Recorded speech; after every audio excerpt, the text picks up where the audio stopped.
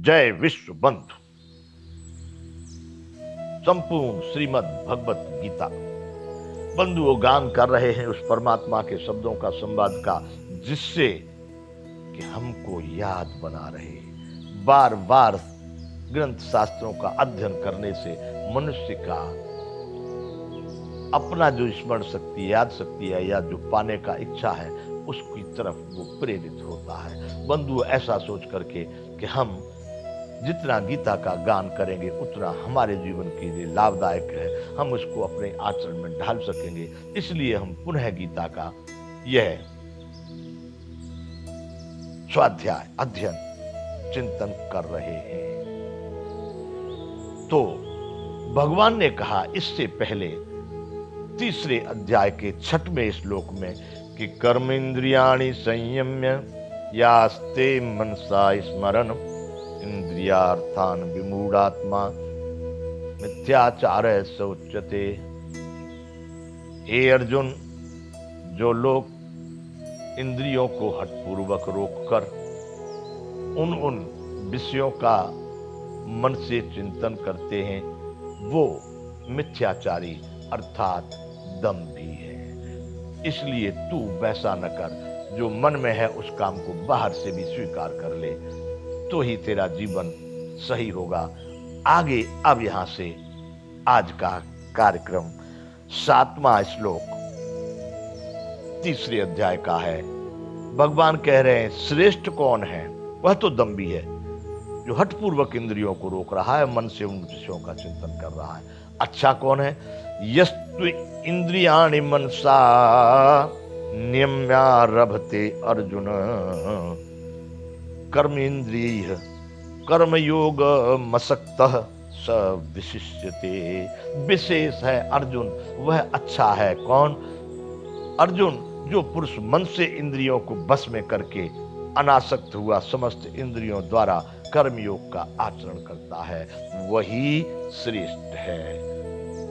जो हम वहां कह रहे थे उसका उल्टा यहां सोचिए। हम चाय का एक उदाहरण दे रहे थे कि मन से तो चिंतन कर राख होना चाहिए, चाय पीनी है, लेकिन बाहर से इंद्रियों को नहीं नहीं नहीं नहीं नहीं नहीं हम नहीं पीता, हम नहीं पीता। भगवान यहां उसका उल्टा करे कि अर्जुन, जिसको सही में न चाय की इच्छा है न कॉफी की, किसी भी वस्तु की उसको मन में उसके में चिंतन नहीं है, उसको चाह नहीं है, उसकी इच्छा नहीं है, लेकिन बाहर से एक समाज है, एक हमारा संसार है, एक व्यवहार है,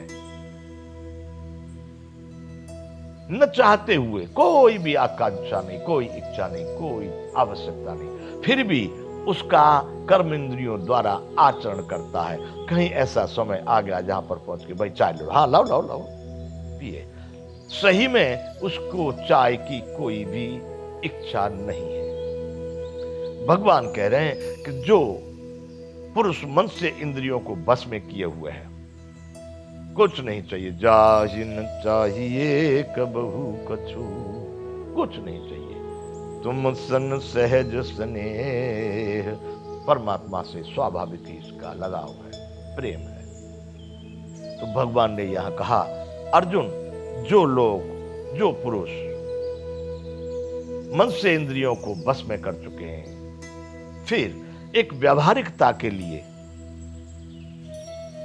संसार में एक जीवन की क्रिया के लिए उन विषयों का, इंद्रियों का कर्मयोग के द्वारा आचरण करते हैं, वही श्रेष्ठ है। बंधुओं, हम बार बार इसलिए कहते हैं कि कोई भी व्यक्ति यदि इस रास्ते पर जाना चाहता है तो सही ढंग से उस बात को समझ सके। मन से वस्तुओं का मन से त्याग करके तब आचरण करता है, वो श्रेष्ठ है। और जो मन में चिंतन कर रहा रात और दिन और फिर हठपूर्वक इंद्रियों को रोक रहा है, वह पापी, दंभी और झूठा है।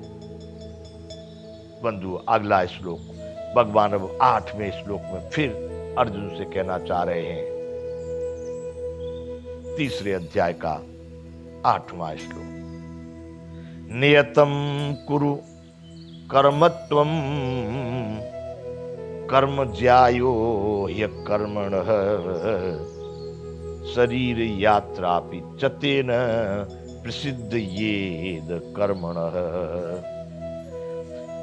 भगवान कहते हैं अर्जुन, कर्म किए बगैर तो तेरा शरीर भी क्या सिद्ध होगा, वो भी नष्ट हो जाएगा, इसलिए कर्म तो करना जरूरी होगा। भगवान कह रहे हैं कि शास्त्र विहित कर्तव्य कर्म कर।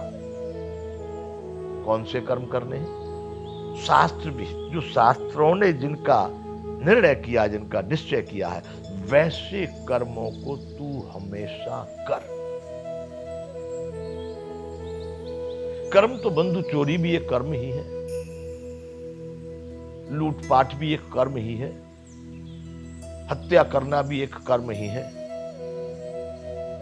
दान करना भी कर्म है, कथा भागवत करना भी कर्म है, यज्ञ करना भी कर्म है। इसलिए सभी तो कर्म है। भगवान ने यहां पर सीमा रख दी है, कहा है कौन से कर्म कर रहे हैं अर्जुन? तू शास्त्र विहित कर्तव्य कर्म कर। शास्त्रों में भी जो दिया उसमें भी जो कर्तव्य यानी करने योग्य, उन्हीं कर्मों को कर, क्योंकि कर्म न करने की अपेक्षा कर्म करना श्रेष्ठ है। अभी इससे पहले बता चुके हैं, न कश्चित् श्रमपि जातु तिष्ठत्य कर्म तत्। कोई भी पुरुष इस सृष्टि में किंचित मात्र क्षण मात्र भी कर्म किए बगैर नहीं रहता। जब कर्म करना ही है, करना ही पड़ रहा है, प्रकृति के वशीभूत होकर कर्म करना पड़ रहा है, तो न करने की अपेक्षा कर्म करना श्रेष्ठ है। अभिप्राय यह है, अब उनको जानबूझ करके जो शास्त्रों ने कर्तव्य कर्म बताए हैं, उनको बड़ी मस्ती और पूरी सामर्थ्य के साथ उसका आचरण कर। कर्म न करने की अपेक्षा हो तो रहे, अगर नहीं करना चाहेगा तो उल्टे सीधे होंगे, हो तो रहे। भोजन भी उल्टा हो जाएगा, व्यवहार भी उल्टा हो जाएगा, सांस खाना सब कुछ देखना सुनना उल्टा हो जाएगा अर्जुन। इसलिए जो समझ सोच के करेगा तो आहार विहार विचार सब कुछ उत्तम होंगे। इसलिए न करने की अपेक्षा कर्म करना श्रेष्ठ है, तथा कर्म न करने से तेरा शरीर निर्वाह भी सिद्ध नहीं होगा। अगर कुछ करेगा नहीं तो ये शरीर निश्चित ही नष्ट हो जाएगा। ये निर्वाह, इसका निर्वहन नहीं होगा, नष्ट हो जाएगा। इसलिए भी अर्जुन, तू शास्त्र विहित कर्तव्य कर्मों को अवश्य कर। बंधुओं, शास्त्र विहित कर्मों में तो सबसे पहला तुमको त्याग वैराग इन चीजों की बात बताई गई है। केवल अपने पेट भरने के लिए, अपने कपड़ों के लिए, अपने घर में जमा करने के लिए, अपने वो कर, केवल मात्र अपने लिए ही आप करते हैं। मैं भी कहता हूं संसार में सबसे पहले मेरा ही मेरा अर्थ ही सबसे पहले मैं अपने लिए ही करना चाहता हूं। लेकिन उतना ही नहीं, ये संपूर्ण ब्रह्मांड, संपूर्ण सृष्टि सब मेरी है, मेरे साथ में जुड़े हुए हैं। अतः प्रकृति, प्राणी और धर्म के राष्ट्र को लक्ष्य बना करके जो कर्म किए जाते हैं वो अवश्य ही सार्वजनिक रूप से सबके हित में है, वह कर्तव्य कर्म ही कहे जाते हैं। इसलिए बंधुओं, वैसे कर्म कीजिए जो सबके लिए हितकारक हो, प्रकृति प्राणी। अब बंधुओं, आगे भगवान कह रहे हैं, 9वां श्लोक है 3 अध्याय का। यज्ञार्थात् कर्मणो अन्यत्र लोकोऽयं कर्म बंधन तदर्थ कर्म कौन्तेय मुक्त संग समाचर। यज्ञ के निमित्त किए जाने वाले कर्मों से अतिरिक्त दूसरे कर्मों में लगा हुआ ही यह मनुष्य समुदाय कर्मों से बंधता है।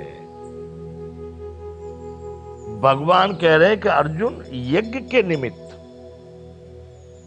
किए जाने कर वाले कर्मों से, इसके विरुद्ध, इसके अतिरिक्त, इनके अतिरिक्त यदि कोई भी कर्म कर रहा है